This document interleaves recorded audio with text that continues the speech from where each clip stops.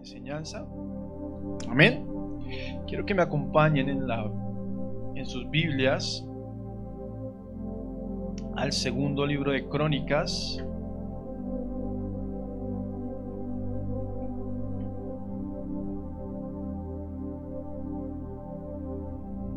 Y al libro de Ezequiel 37. Segunda de Crónicas 16 y Ezequiel 37.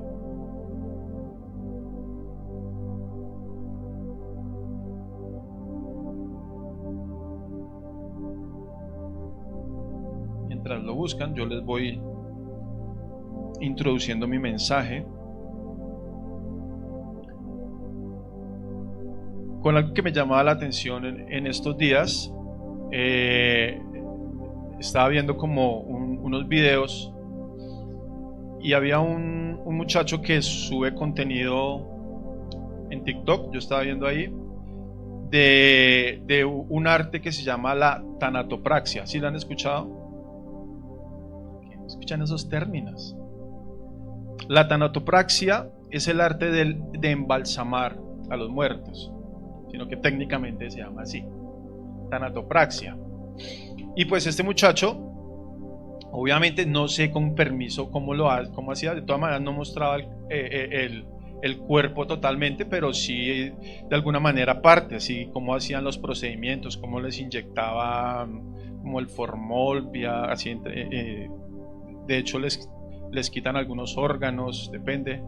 Y todo esto me llevó a meditar un poco en cuál es la razón, yo sé cuál es, obvio, o la idea de uno maquillar un cuerpo, de cómo presentarlo. De hecho, él decía que para él era un reto poder llevar a que ese cuerpo se viera lo más tranquilo posible dentro del cajón, ¿no? Y que las personas, sus familiares, los dolientes pudieran tener una experiencia no tan dolorosa, sobre todo cuando las muertes eran muy trágicas, por ejemplo. Y él decía que hay momentos donde le ha tocado literalmente reconstruir un rostro, por ejemplo, y es un artista completo, les tiene que reconstruir, por ejemplo, la nariz, el rostro, hacer todo un trabajo impresionante.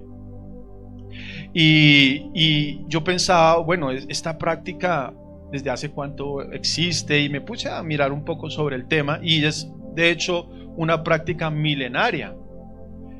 La embalsamación o la momificación de los cuerpos es algo que viene desde los egipcios. Por ejemplo, empecé a darme cuenta que ellos querían preservar los cuerpos, momificarlos a tal punto de que las personas tuvieran esa experiencia o ese duelo con la muerte de una manera diferente, ¿sí? La Biblia nos habla inclusive de eso, al punto en el que el cuerpo del Señor Jesús también fue embalsamado. O sea, digamos que lo perfumaron, lo pusieron allí en la tumba. El ser humano ha tratado de enfrentar esa situación, ese momento de una manera diferente. No es como los animales, como que ya el cuerpo, aunque hoy en día han cambiado las cosas, ¿no? Y bastante. De hecho, les adelanto una próxima enseñanza acerca de lo que es los animales en la vida de nosotros los cristianos y la relación, porque nos ha llevado a meditar muchas cosas esto, pero ya lo dejo ahí porque va a ser algo que estoy preparando. Nos hace mucha falta entenderlo. Pero nosotros sí tenemos una experiencia diferente. De hecho, la palabra muerte para nosotros tiene un significado. Los animales fenecen, simplemente dejan de existir, porque lo que es el significado de la muerte, de la no existencia o de la trascendencia del ser, no es un asunto que ellos los trasnochen, los animales, aunque presienten, de ahí para allá no pasa. Un animal puede presentir su muerte, pero de ahí para allá no pasa. Nosotros sí tenemos todo digamos que un dolo por este momento.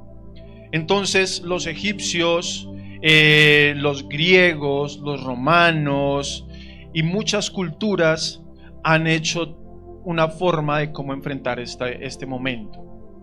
Esta palabra que les voy a compartir hoy tiene un momento que me introdujo en esta reflexión. Dice la palabra en 2 de Crónicas 16:11. Mas he aquí que los hechos de Asa. ¿Quién fue Asa? Un rey. Los hechos primeros y postreros están escritos en el libro de los reyes de Judá y de Israel. En el año 39 de su reinado, Asa enfermó gravemente de los pies, y en su enfermedad, dice, no buscó a Jehová, sino a los médicos. Y durmió Asa con sus padres, y murió en el año 41 de su reinado, y lo sepultaron en los sepulcros que él había hecho para sí en la ciudad de David. Y lo pusieron en un ataúd, el cual llenaron de perfumes y diversas especies aromáticas, preparadas por expertos perfumistas, e hicieron un gran fuego en su honor. Interesante, uno se encuentra con esos episodios en la Biblia. Y bueno, ¿quién fue el rey Asa? El rey Asa fue un rey que, a diferencia de otros, ejerció el poder o el reinado en Judá durante 41 años, y realmente él era bisnieto de Salomón, de la tercera generación de Salomón, y fue un rey reformador. ¿Qué quiero decir con un rey reformador? Que él llevó de vuelta al pueblo de Israel a la búsqueda de Dios. Ustedes saben que hubo un tiempo de los reyes donde ellos se volcaron a adorar los dioses, a dejar realmente las leyes de Dios, y este rey reformó y nuevamente llevó el pueblo. O sea, fue un buen rey. Asa fue un buen rey.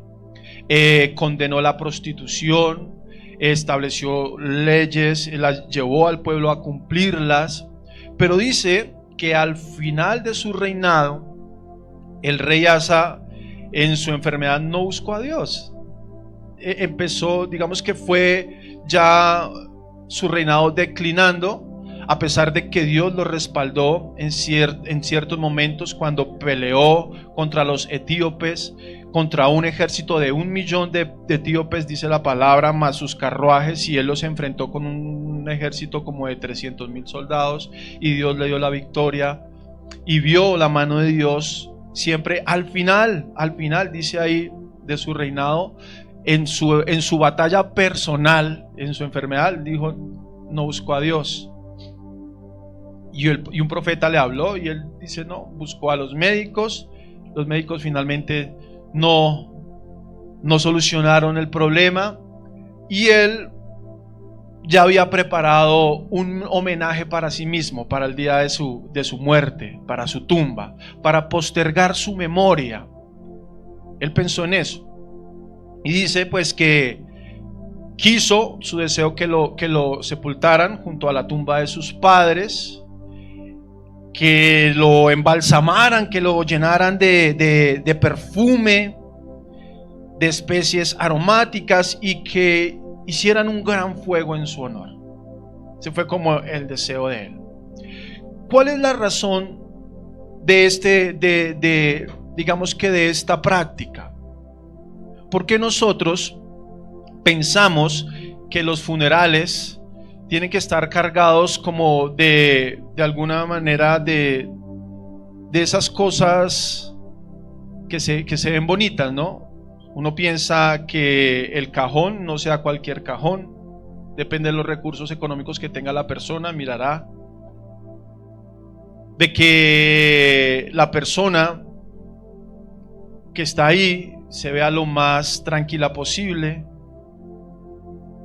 para que no sea que los chismosos que quieren ir a mirar cómo quedó ahí, lo vean como que está descansando en la paz, que está durmiendo, ¿no? Esa es la idea de que no está muerto. Seamos honestos, la idea es que las personas piensen que no está muerto. Esa es la idea al final de cuentas, ¿no? ¿O cuál más? Otra.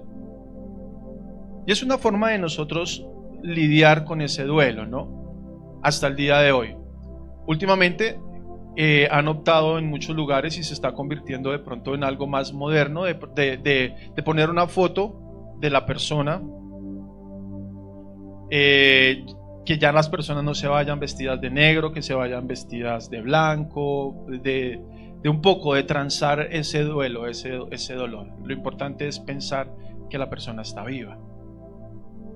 Pero miren, mis hermanos, que esta idea de pensar que alguien muerto está vivo es algo que sucede a menudo en nuestras vidas, y ustedes se van a sorprender por lo que la palabra de Dios dice.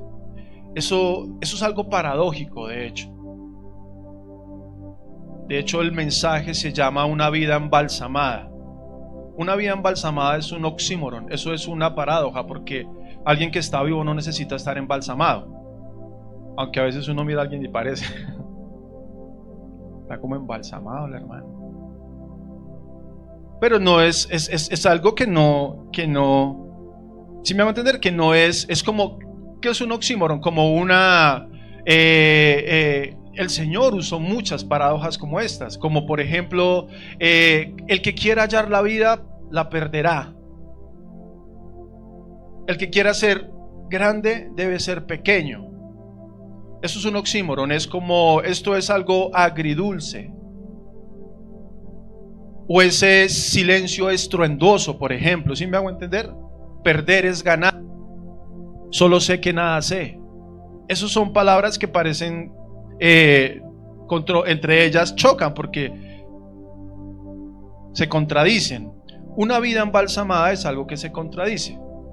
El decir que una persona tiene vida por el solo hecho de que respira, de que su corazón late, de que aún está tibio, de que su temperatura, de que respira, para Dios no tiene relevancia. De hecho, la misma palabra del Señor nos dice que nosotros estábamos muertos, dice Efesios 2, en nuestros delitos y pecados.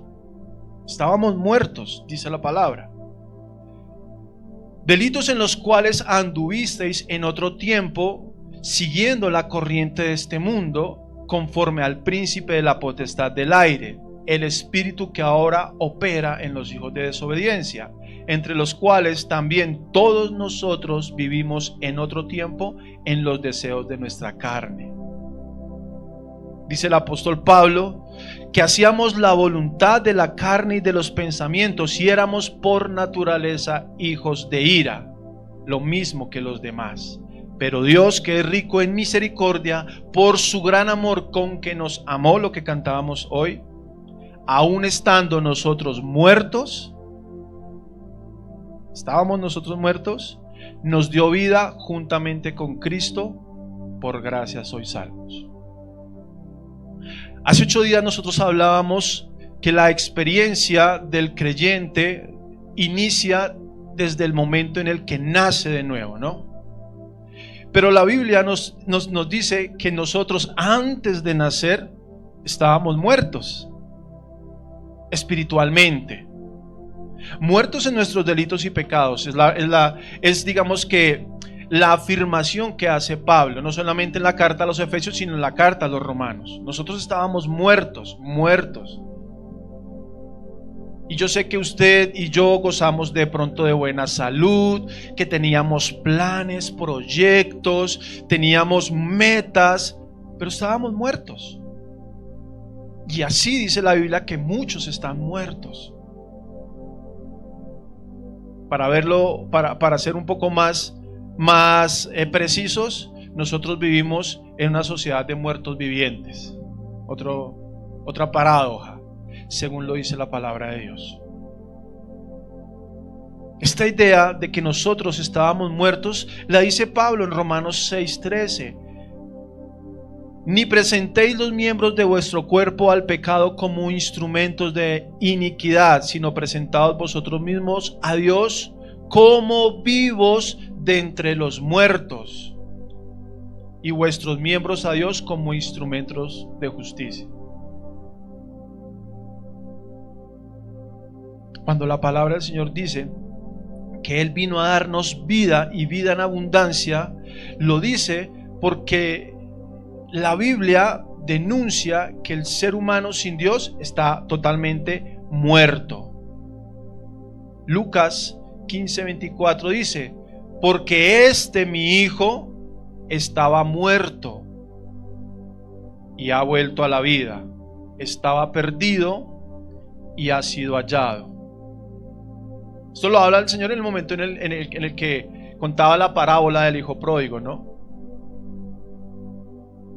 Uno de ellos, que le pidió a su padre la herencia y se fue y dedicó el resto de sus días a gastar el dinero, la herencia apartada de su padre, en el momento en el que él vuelve en sí, el Señor dice: estaba muerto, pero ha vuelto a la vida.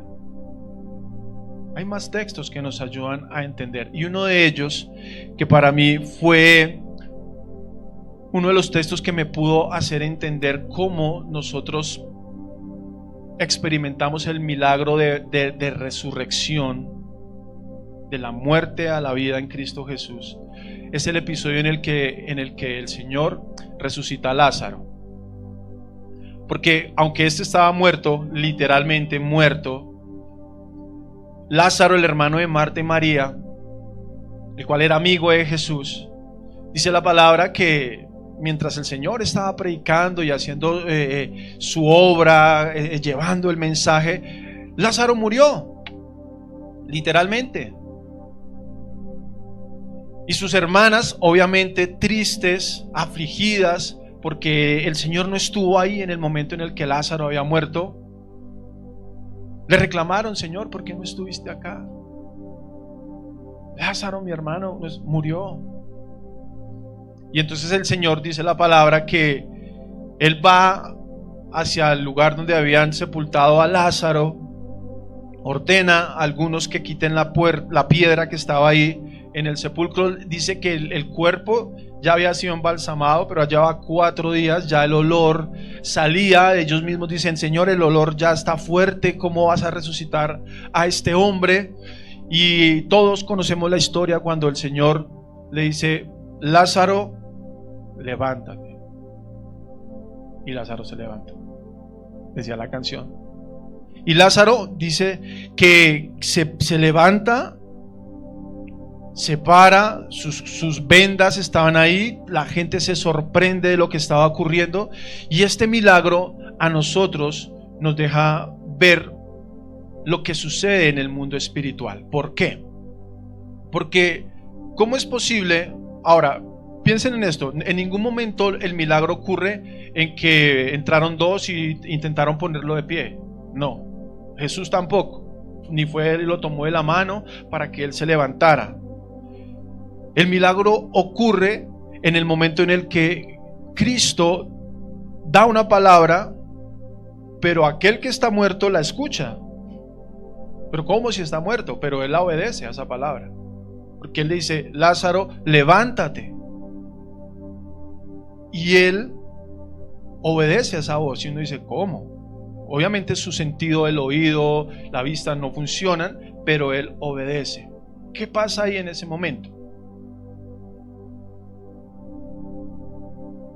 El Espíritu Santo, quien hablábamos hace 8 días, el poder, el Espíritu, el que levantó a Cristo entre los muertos, él mismo levantará nuestros cuerpos mortales, dice la palabra, ¿cierto?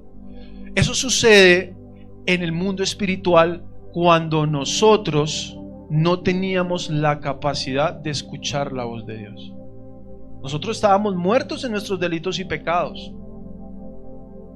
Es lo que estamos aquí viendo a la luz de la palabra. Dice el Señor que todos nosotros no podíamos obedecer a ese llamado de Dios porque estábamos muertos.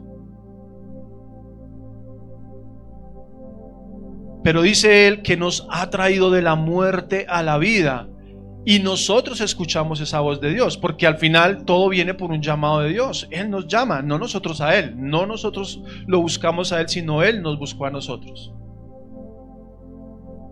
Y es esa obra del Espíritu Santo que nos da a nosotros vida en el momento que estábamos muertos. Por eso, mis hermanos, al final toda la obra depende de Dios. Y decía ahí en Efesios, por eso vosotros sois salvos por gracia. Por gracia sois salvos, por la fe. Y esto no de vosotros, porque es un don de Dios. Si se dan cuenta que aún la misma fe que nosotros decimos tener o poseer para obedecer al llamado de Dios, ni siquiera es nuestra. Él no la dio. Es como la fuerza que no podemos entender, el milagro que ocurre en el momento en el que Lázaro puede obedecer a la voz de Cristo. Dios, Cristo le da la orden, pero le da la fuerza para que él pueda obedecer a esa orden. ¿Me estoy haciendo entender? Amén. Por eso, algo que nosotros tenemos que tener en cuenta es cuál era nuestra condición antes de Cristo y cuál es nuestra condición ahora en Cristo Jesús. Estábamos muertos, ahora estamos vivos. Pero hay un problema, mis hermanos. Hay un problema. Y es que el Señor Jesús, en su carta a las iglesias del Apocalipsis, en un momento preciso habla de una de esas iglesias que está sufriendo o que está en un estado de embalsamación. Esa iglesia, llamada la iglesia de Esmirna, es una iglesia que aparentemente a los ojos de todos está viva. De hecho dice, tú tienes nombre de que vives. No sabemos, hoy en día las iglesias se llaman Plenitud de Vida, Vida para las Naciones, hay una que se llama Vida, solamente así, y el nombre puede reflejar mucho o puede decir mucho, pero realmente es así. Como cuando nosotros nos preguntábamos sobre Ágape, el nombre dice demasiado, pero realmente somos ese Ágape. Dice la palabra ahí en Apocalipsis 2, versículo 8: y escribe el ángel de la iglesia en Esmirna, el primero y el postrero, el que estuvo muerto y vivió, dice esto: yo conozco tus obras y tu tribulación y tu pobreza, pero tú eres rico. No, esta no es, yo estoy equivocado. Es Sardis, ¿no?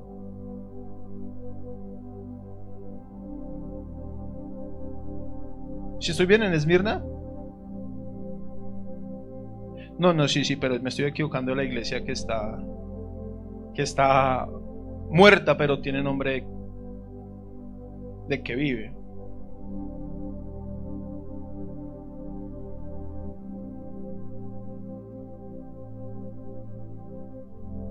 Acá es Apocalipsis 3, 1. Escribe el ángel de la iglesia en Sardis. Es la iglesia de Sardis, me confundí con la de Esmirna. El que tiene los 7 espíritus de Dios y las 7 estrellas, dice esto: yo conozco tus obras, que tienen nombre de que vives, pero estás muerto. Sé vigilante y afirma las otras cosas que están para morir, porque no he hallado tus obras perfectas delante de Dios. Acuérdate pues de lo que has recibido y oído, y guárdalo, y arrepiéntete, pues si no velas, vendré sobre ti como ladrón, y no sabrás a qué hora vendré sobre ti. Pero tienes unas pocas personas en Sardis que no han manchado sus vestiduras y andarán conmigo en vestiduras blancas, porque son dignas. El que venciere será vestido de vestiduras blancas, y no borraré su nombre del libro de la vida, y confesaré su nombre delante de mi Padre y delante de sus ángeles. El que tiene oído, oiga lo que el Espíritu dice a las iglesias.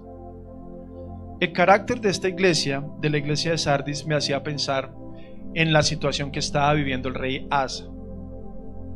que era una persona que quería postergar su memoria. De hecho, lo que uno piensa cuando ve toda la obra y la biografía de Asa es que él se había refugiado en sus triunfos pasados, todo lo que había hecho en algún momento, todo. Él se había de pronto jactado de las cosas que en algún momento había hecho para el pueblo, para Israel. Y ese carácter de Asa es el carácter que se ve aquí en la iglesia de Sardis, porque es una iglesia donde el Señor dice: yo conozco tus obras. O sea, es una iglesia que en algún momento trabajó, se esforzó. Y ahora si pensamos en que aquí el Señor dice: pero hay unos de la iglesia los cuales conservan sus vestiduras, yo quiero que usted piense en esta mañana: ¿quién de la iglesia de Sardis es usted? ¿Quién de la iglesia? Hay unos, porque el ángel de Jehová está diciendo acerca de la iglesia: no son todos, pero hay unos que tienen nombre de que viven, pero están muertos espiritualmente. Eso es como una persona, eso es lo que yo llamaba un embalsamamiento. Y en la iglesia hay muchas personas que están embalsamadas, literalmente. O sea, hay personas que han tomado su rutina, su servicio, inclusive, porque está hablando de personas que han hecho obras para Dios, que han trabajado, pero que al final de cuentas están muertos espiritualmente. Y el llamado que hace el Señor es al arrepentimiento. Acuérdate pues de lo que has recibido y oído, guárdalo y arrepiéntete, pues si no velas, vendré sobre ti como ladrón en la noche. Es decir, que la condición de la muerte espiritual no solamente es algo que se vive en las personas que no tienen a Dios, sino también hay un sentir y hay un espíritu dentro de la iglesia que lleva a la muerte de los creyentes, la muerte espiritual. Vuélvete, es lo que está diciendo el Señor. En Ezequiel, el texto que les dije que buscaran, hay un asunto que también me hace pensar mucho. Ezequiel 37. Ustedes conocen el texto muy bien. El profeta Ezequiel es llevado a un lugar que se llamaba el Valle de los Huesos Secos. Y el Señor lo lleva a ese lugar y le dice a Ezequiel: ¿ves ese valle de huesos secos? Era un lugar donde los muertos eran arrojados, literalmente estaban allí. Le dice el Señor: por tanto, profetiza y diles lo siguiente: así ha dicho Jehová el Señor. He aquí yo abro vuestros sepulcros, pueblo mío, y os haré subir de vuestras sepulturas y os traeré a la tierra de Israel, y sabréis que yo soy Jehová, cuando abra vuestros sepulcros y os saque de vuestras sepulturas, pueblo mío, y pondré mi espíritu en vosotros y viviréis, y os haré reposar sobre vuestra tierra, y sabréis que yo Jehová hablé, dice el Señor. Y dice la palabra que Dios mandó al profeta Ezequiel que se parara al frente del valle de los huesos secos y empezara a profetizar sobre ellos. Y en el momento en el que Ezequiel empezó a profetizar sobre ellos, él empezó a ver cómo esos huesos empezaron a juntarse y empezaron a formarse y a salirle tendones y a salirle tejidos y músculos hasta que se formaron. Todo eso que significaba muerte cobró vida, pero ¿por medio de quién?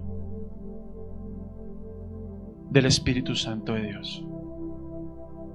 El Espíritu Santo de Dios fue el que trajo vida al valle de los huesos secos. El salmista David decía: Dios, tú me has hecho ver muchas angustias y aflicciones, me volverás a dar vida y me levantarás de nuevo de las profundidades de la tierra. Cuando David decía esto, ¿en qué estaba pensando? Él estaba vivo, pero se sentía muerto espiritualmente. Juan dice: porque así como el Padre levanta a los muertos y les da vida, así mismo el Hijo también da vida a todo aquel que Él quiere. El mismo evangelista dice: el Espíritu es quien da vida, la carne para nada aprovecha. Las palabras que yo he hablado son vida y vida en abundancia. Amén. El llamado que Dios nos está haciendo a nosotros como iglesia es a recobrar la vida que nosotros estamos perdiendo como congregación. Y les voy a decir una cosa, mis hermanos.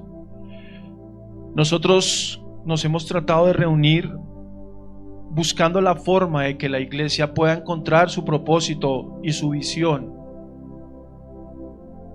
dejando a un lado muchas cosas que tratábamos de hacer, o pienso, para decir que estamos vivos. Uy, es que la iglesia está viva porque está haciendo esto, porque está haciendo otro, porque tenemos reunión de aquello, porque tenemos reunión de lo otro, porque... Señor dice: yo conozco esas obras. Y esas obras las haces tú para creer que estás vivo, pero no es así. De hecho, llegué a considerar, y se lo compartí a mis hermanos, que a veces puede traer más muerte, porque nos llenas de activismo. Y una iglesia llena de activismo a veces puede resultar en una iglesia que piensa más en obra social, en esto o en aquello, que realmente aquello que nos da vida. Y por eso un poco lo que Dios nos está llamando a reformar dentro de la iglesia. Pero yo les digo una cosa: no es suficiente. Como iglesia no es suficiente.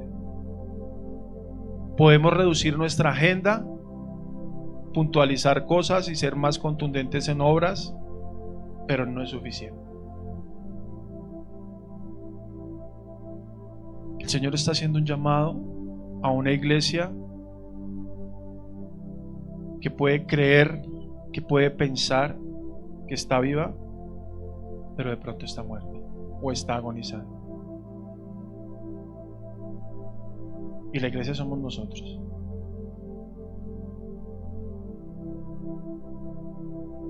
Cuando el rey Asa decidió dejar a un lado a Dios y buscar otro tipo de fuentes para su enfermedad o X o Y, lo llevó al final de sus días, mis hermanos, a dejar la fuente de vida real y postergar la memoria de las cosas que él había hecho. Quisieran un altar prácticamente sobre lo que él había hecho. Pero la pregunta es: ¿quién puede vivir de las memorias pasadas aún estando vivo?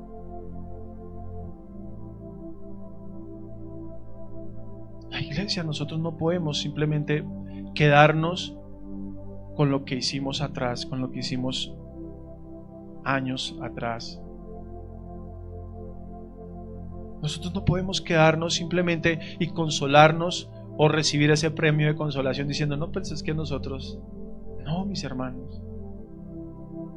La palabra del Señor nos está demandando a nosotros a que estemos vivos. ¿Y qué se refiere, o a qué se refiere el Señor que estemos vivos? A que hay algo que nosotros hemos perdido y tenemos que recuperar. ¿Qué es?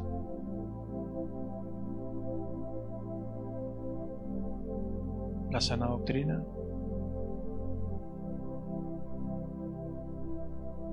los fundamentos de nuestra fe. ¿Qué es lo que tenemos que recuperar nosotros como iglesia? Personalmente, yo siento que el Señor está hablando esta mañana, porque uno de los mensajes que el Señor también habló a las iglesias del Apocalipsis, en especial a la Odisea, fue ¿cuál? Leámosla.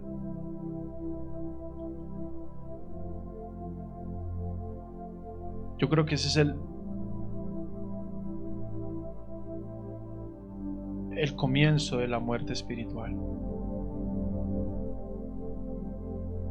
Escribe el ángel de la iglesia en Éfeso, el que tiene las 7 estrellas, y le dice en el versículo 2: yo conozco tus obras, tu arduo trabajo y paciencia, que no puedes soportar a los malos.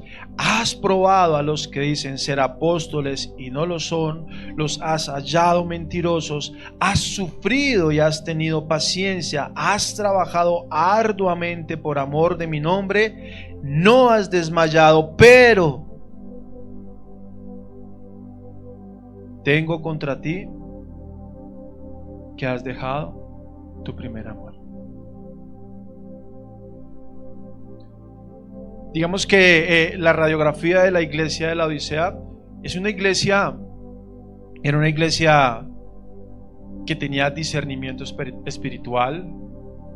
No era una iglesia neófita, era una iglesia que había reconocido a los mentirosos, a los que decían ser y no eran. Era una iglesia que trabajaba, era una iglesia que tenía una doctrina sana. Miren lo que el Señor está hablando de ella: reconozco todas estas cosas de ti, que has trabajado por amor de mi nombre.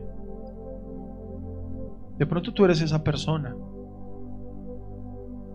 que por amor a Dios has hecho, que conoces la palabra de Dios, que ya no eres un niño que se deja llevar por cualquier doctrina, que eres una persona que ya tienes. Yo me considero, yo creo que yo soy una persona de estas, pero creo que el comienzo de nuestra decadencia espiritual está ahí. Pero tengo contra ti que has dejado tu primer amor.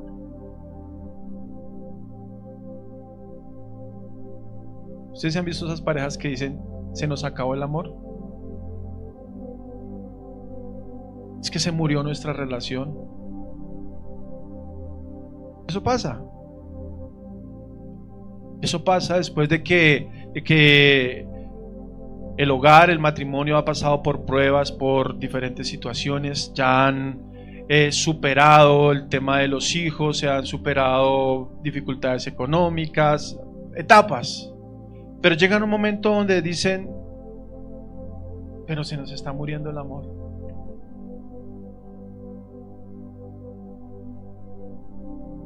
Y hay terapeutas de pareja, y nosotros en consejería bíblica a veces hemos trabajado con parejas que han llegado al punto donde dicen que no sé qué nos pasa. Hemos llegado nosotros también a un punto de decir, ¿qué pasa? Y el punto es que ese amor tiene que ser vivificado, tiene que ser encendido, tiene que ser nuevamente avivado. Y el problema en ningún momento es de parte de Dios, porque Él sigue siendo el mismo. ¿El problema es de quién? De nosotros. Y el problema del autoengaño es creer que tenemos nombre de que vivimos, pero en el fondo saber que estamos muertos, espiritualmente, muertos. Entonces no es un asunto solamente de las personas que no conocen a Cristo. Ellos están muertos, dice la palabra, como estábamos nosotros. El problema es que en la iglesia también hay muerte espiritual. Hay muerte espiritual, mis hermanos. ¿Usted se ha escuchado de esas personas que dicen, oye, es que mi hermano se apartó? Los que se apartan. Y es verdad. De pronto usted también se ha apartado. Yo en un tiempo atrás me aparté. Y uno no puede explicar por qué pasa eso. Pero de lo que sí estoy seguro es que eso nunca pasa de la noche a la mañana. Es decir, nadie estando en sus 5 sentidos, un día se levanta después de disfrutar todos los beneficios de la salvación, al otro día dice me aparto. Nadie pasa por ese proceso tan repentinamente. Eso no es así. Eso es una agonía, como su palabra lo dice, agonía. Es algo lento, eso es algo que no es insofacto, eso es un proceso que va paso a paso. Y nadie se da cuenta.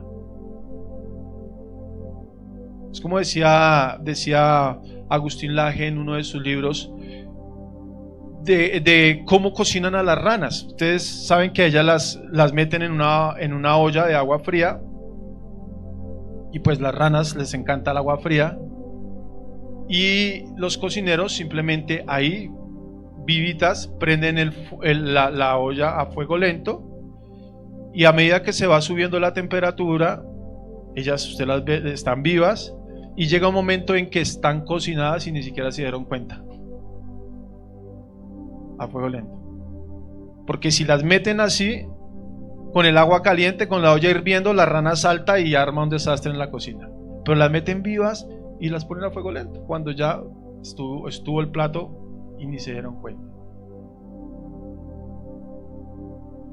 Así pasa con la vida del cristiano. Esto es algo que sucede a fuego lento. Y pasa de la siguiente manera.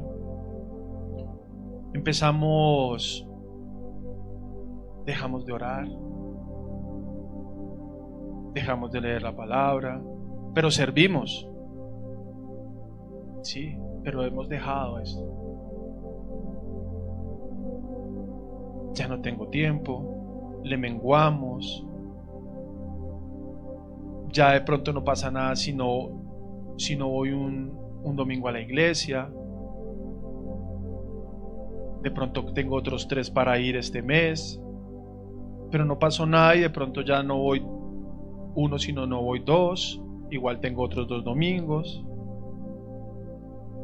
Y miren, mis hermanos, honestamente les digo, yo he visto personas dentro de la congregación que les parece que esto es insignificante, que no tiene relevancia, pero a la postre, después del tiempo, son personas de las cuales uno dice, se apartó, pero nunca empezó o nunca sucedió de la noche a la mañana. Es algo que empieza fácilmente. También empieza en el momento en el que nosotros empezamos a negociar ciertas cosas con el pecado. Porque créanme, mis hermanos, que nosotros hemos llegado a categorizar el pecado, como lo enseñaba una vez Alejito, pecados veniales. Pensamos en esa doctrina de que hay pecados que no son malos, son pecados buenos, son pecados piadosos, son mentiritas piadosas. Y nos excusamos en la falsa palabra, es que los humanos erramos, y lo usamos como un argumento para aceptar el pecado en nuestra vida. Yo lo he hecho. Es que yo soy un ser humano. Es que el hecho de que yo sea pastor no quiere decir que no me puedo equivocar. Yo lo he dicho. Pero es que eso jamás delante de Dios va a ser un argumento. No va a ser un argumento. Simplemente se convierte en una excusa para empezar a restarle fuego a nuestra relación con Dios. No pasa nada. Y empezamos a conciliar, y como no vemos consecuencias inmediatas de nuestro pecado, pues no pasa nada.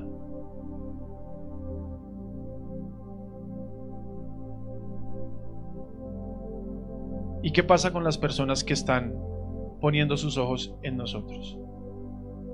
Con nuestros hijos, con nuestra familia.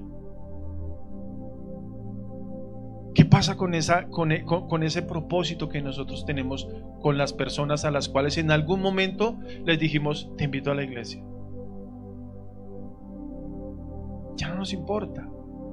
Empezamos a restarle importancia. Y entramos en el embalsamiento espiritual. Queremos tener nombre de que estamos vivos, pero realmente no. y esto es tan delicado, mis hermanos, que el Señor ahí en su palabra solamente nos da un camino para poder salir de ese estado. ¿Y es cuál? El arrepentimiento. Por tanto, arrepiéntete. Y en la carta que el Señor le escribe a la iglesia de Éfeso le dice: vuélvete al lugar de donde caíste. Vuelve hasta ese lugar. Entonces yo quiero hacer una pregunta para todos y para mí. Así como usted puede pensar e identificar el momento en el que usted dice: aquí yo sentí que Dios empezó a despertar algo diferente en mí. Aquí este es el momento.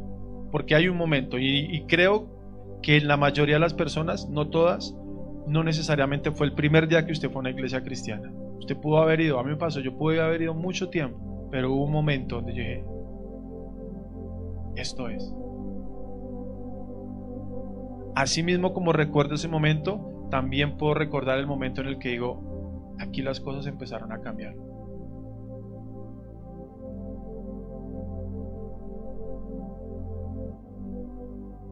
Cuando la santidad deja de ser para nosotros una prioridad, ahí las cosas empiezan a cambiar. No estoy hablando del servicio, mis hermanos, desen cuenta, porque gracias a Dios tenemos hartos servidores. Ahora tenemos hartos servidores, tanto que decimos: ¿y ahora qué vamos a hacer? Vamos a ponerles ayudantes a los antiguos.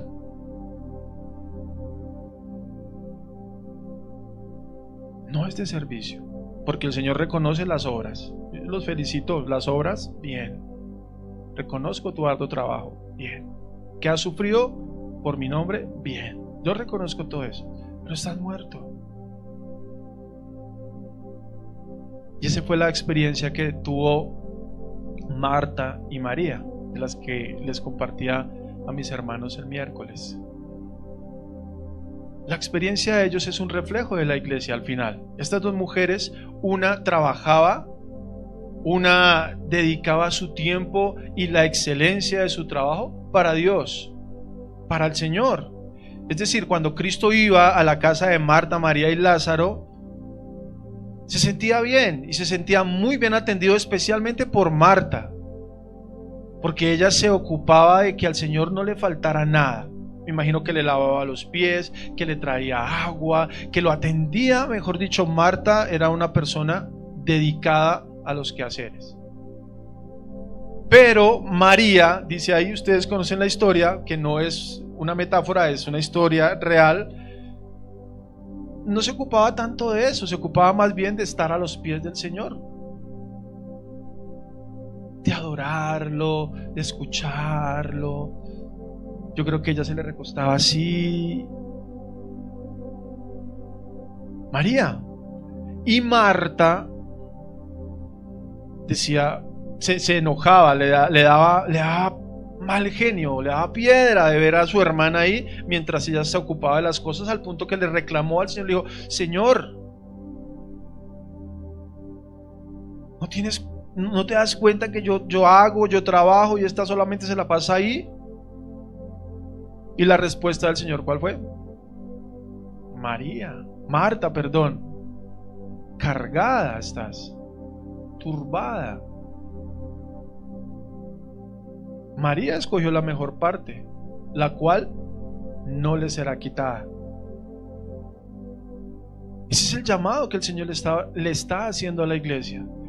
La iglesia puede convertirse, gloria a Dios por las actividades que hagamos, hace parte de nuestra misión.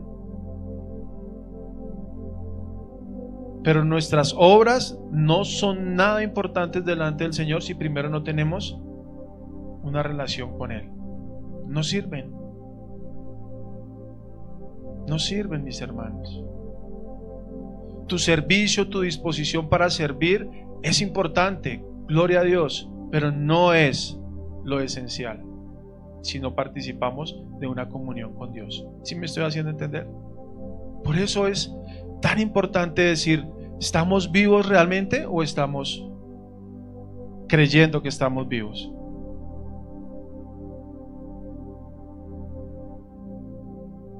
El llamado esta mañana, mis hermanos, como lo dice el Señor, es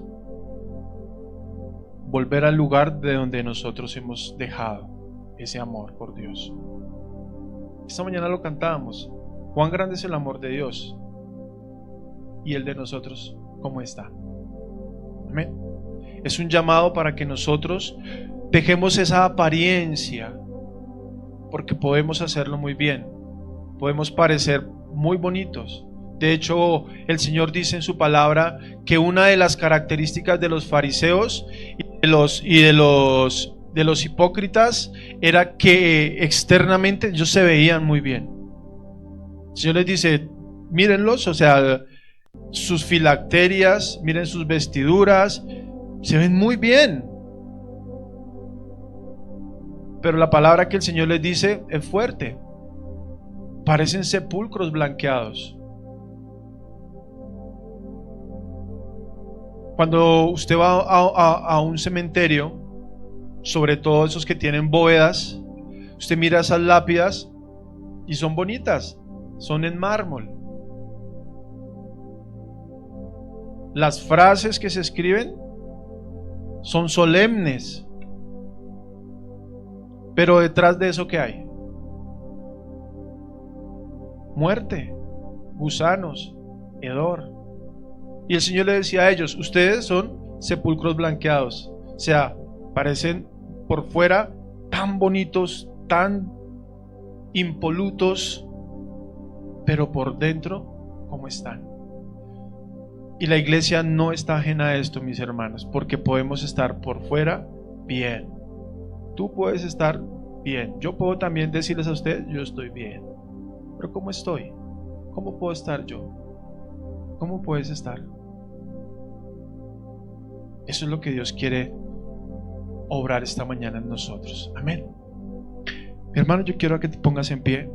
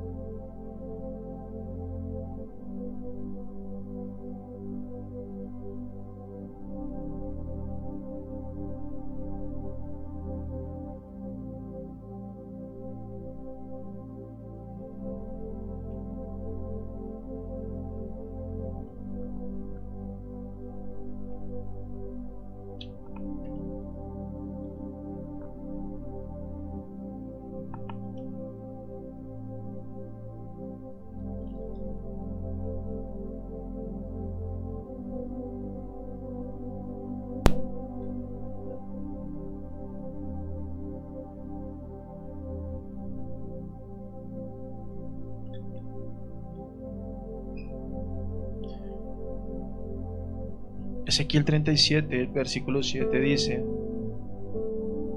y profeticé como me fue mandado, y hubo ruido mientras yo profetizaba, y aquí un temblor, y los huesos se juntaron, cada hueso con su hueso, y miré, y aquí tendones sobre ellos, y carne subió, y la piel cubrió por encima de ellos, pero no había en ellos espíritu.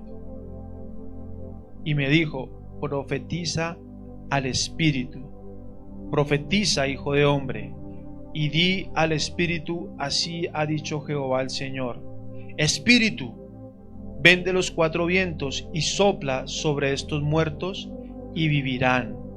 Y profeticé como me había mandado, y entró espíritu en ellos, y vivieron, y estuvieron sobre sus pies un ejército grande en extremo. Y me dijo luego: hijo de hombre, todos estos huesos son la casa de Israel. He aquí ellos dicen: nuestros huesos se secaron, y pareció nuestra esperanza, y somos del todo destruidos. Por tanto profetiza y dile: así ha dicho Jehová el Señor: he aquí yo abro vuestros sepulcros, pueblo mío, y os haré subir de vuestras sepulturas, y os traeré a la tierra de Israel, y sabréis que yo soy Jehová cuando abra vuestros sepulcros. El milagro es sorprendente. Obviamente yo hoy no voy a profetizar. De hecho, están todos muy gorditos y rozagantes. Pero el milagro sucede en el momento en el que, después de que todos estaban formados, todo un pueblo, o sea, eran huesos y ya después eran cuerpos, pero no tenían espíritu. Dice ahí, eran cuerpos, pero sin espíritu.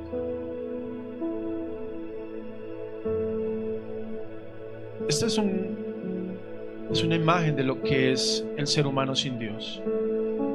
Cuerpos. Son cuerpos. Pero tú y yo tenemos el Espíritu Santo de Dios. Hace 8 días el Señor nos ministraba acerca del Espíritu Santo. Tú y yo no estamos muertos. Tú y yo estamos vivos. Amén. El Espíritu de Dios está en nosotros. No sobre, sino está en nosotros. Y nos ha dado vida. Eso dice la palabra.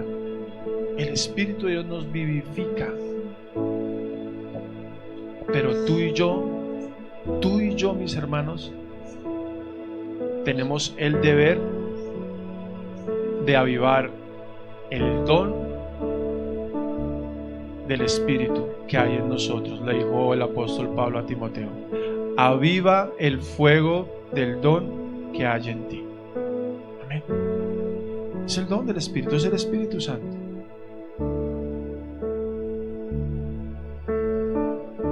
Y Pablo le dice a Timoteo: esa es tu tarea, no es mi trabajo, es tu tarea. Aviva tú el fuego del don que hay en ti.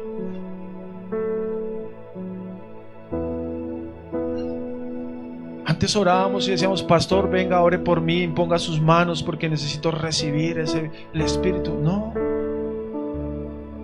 eso es un trabajo nuestro de avivar esa llama que de pronto está ahí. Dice la palabra: aunque el pábilo humeare. ¿Usted sabe qué es un pábilo humeante? ¿Usted sabe cuando usted apaga la velita que queda esa chispita roja ahí? El Señor dice ahí que Él soplará y esa llama se encenderá. Con todo y eso no se apagará, dice el Señor. Amén. Pero es nuestro trabajo, iglesia. Vuelve al lugar. Eso es una orden. Aviva el fuego del don. Eso es una orden. Arrepiéntete, eso es una orden de Dios. El fuego del Espíritu Santo es el que puede hacer que nuestro estado es de vida y no de muerte espiritual. Amén. Te invito a que cierres tus ojos ahí donde estás. Padre, te doy gracias, Señor, por tu palabra.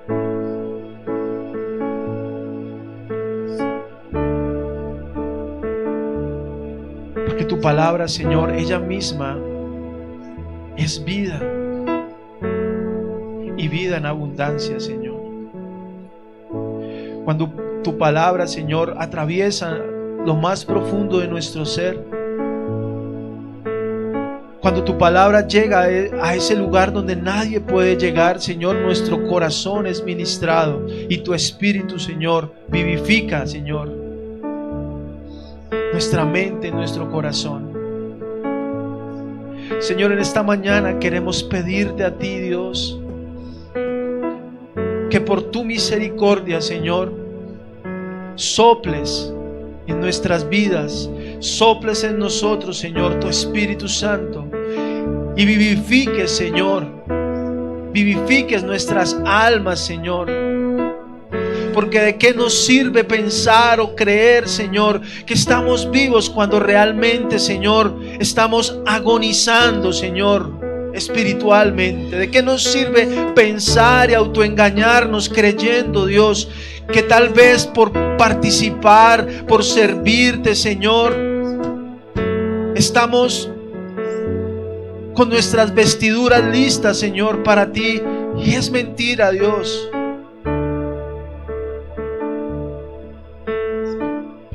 Permítenos esta mañana, Dios, volver a ese lugar donde empezamos, Señor, a retroceder en nuestra vida espiritual. Llévanos a ese lugar donde nos dejó de importar, Señor, que mentir era un pecado y una afrenta delante de ti. Llévanos a ese momento donde empezamos a pensar, Dios, que podíamos guardar dentro de nuestra vida, Señor, ese manto babilónico, Dios, que traería, Señor, tal vez ruina a nuestra vida espiritual. Llévanos a ese momento, Dios, donde nos dejó de importar el tiempo, Señor, que a ti te pertenece. Llévanos a ese momento, Dios, donde no nos importó más cerrar la puerta detrás de nosotros y tener comunión contigo, Señor. Llévanos a ese momento, Dios, donde dejamos a un lado, Dios, el llamado que tú nos hiciste a cada uno de nosotros. A ese momento donde recibimos, Señor, el don de tu Espíritu para servir en tu iglesia. Y lo escondimos. Y lo guardamos, Señor, sin importar. Llévanos a ese lugar donde caímos, Dios. Te lo pedimos, Señor, porque necesitamos, Dios, que el fuego de tu palabra avive, Señor, nuestros corazones. No decir que tenemos nombre de que vivimos, sino que realmente estamos vivos, Señor. Como iglesia necesitamos, Señor, un avivamiento espiritual, Dios. Porque no queremos ir, no queremos llevar, Señor, una obra que en sí no traiga fruto. Queremos, Señor, llevar a cabo una visión que pueda ministrar la vida de muchos, Señor. Pero necesitamos estar vivos para esa obra, Dios. Esta mañana te pedimos, Señor, que tu Espíritu sople en nuestros corazones. Que nos duela el pecado, Señor. Que nos duela una mala palabra. Que nos duela un mal pensamiento. Que nos duela, Señor, todo aquello que vaya en contra de ti, que entristezca nuestros corazones. Llévanos a ese lugar, Señor, donde nuestro corazón de piedra sea removido y un corazón de carne nos permita ser sensibles, Señor, a tu voz. Porque dice tu palabra, Señor, que tú quitarías el corazón de piedra. Si hay un corazón endurecido, Señor, quebrántalo, Señor.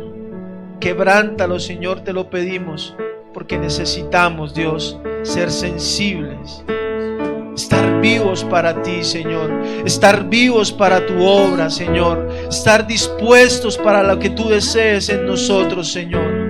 Te lo pedimos, Padre.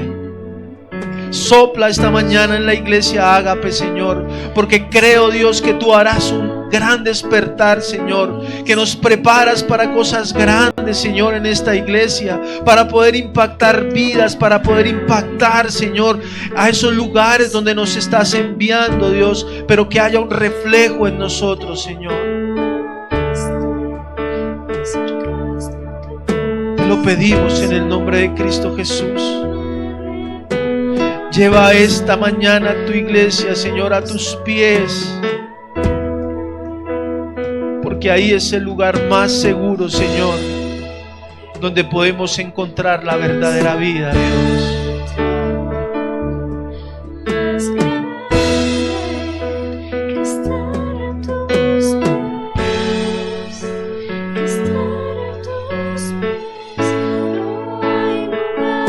Canta la iglesia esta mañana, Señor Jesús. Si hay un lugar donde puedo estar, Señor, es ahí, Dios. Si hay un lugar donde puedo realmente empezar, Señor, es postrado delante de tus pies, Señor Jesús.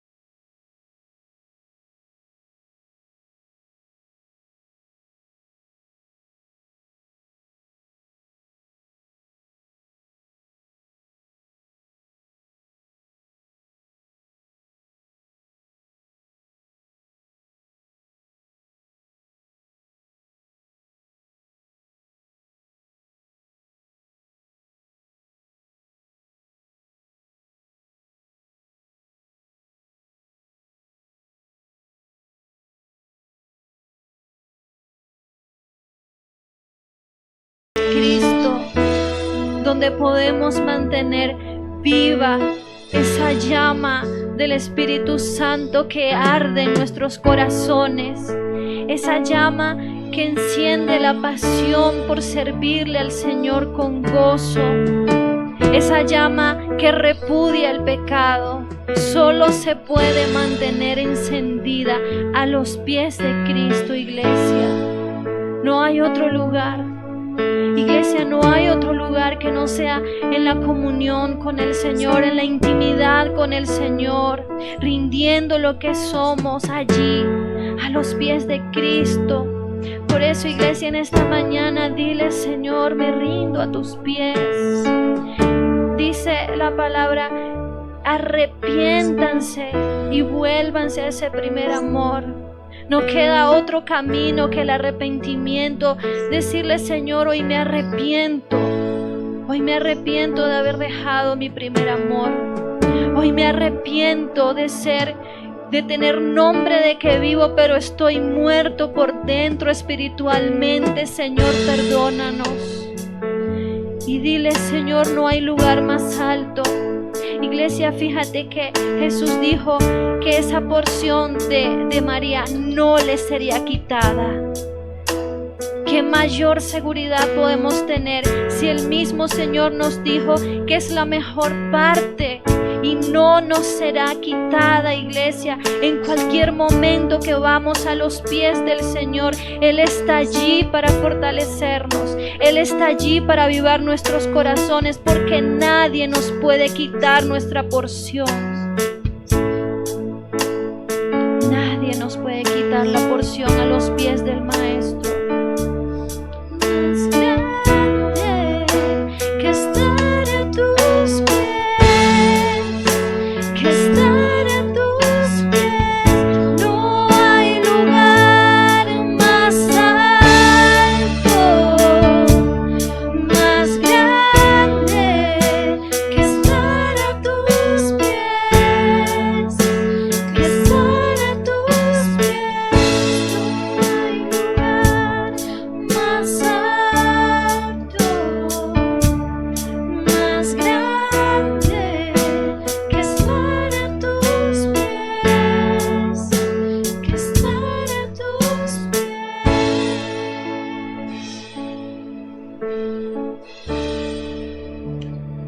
Y así como poco a poco uno va en decadencia, también poco a poco se puede ir en ascendencia, mis hermanos.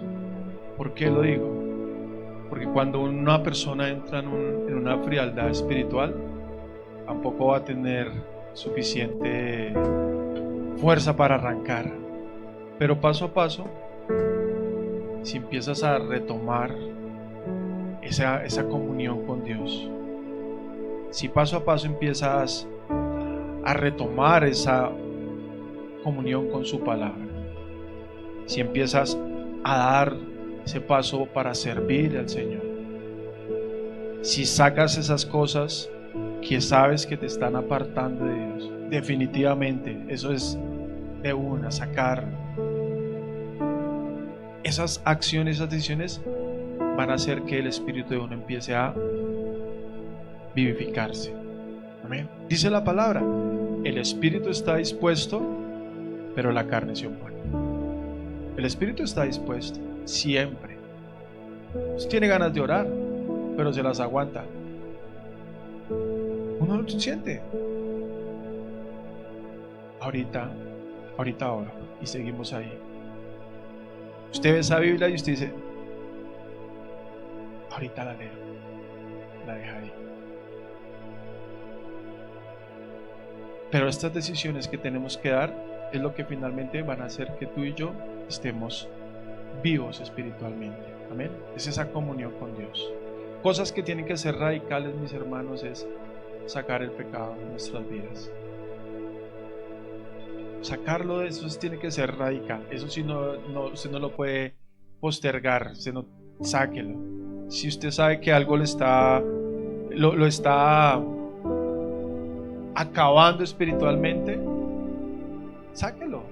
Saque de su vida la pornografía, Saque de su vida la lujuria, saque de su vida los vicios, saque de su vida las malas palabras, sáquelas de raíz, porque eso mata al espíritu, eso lo deja en un estado de agonía.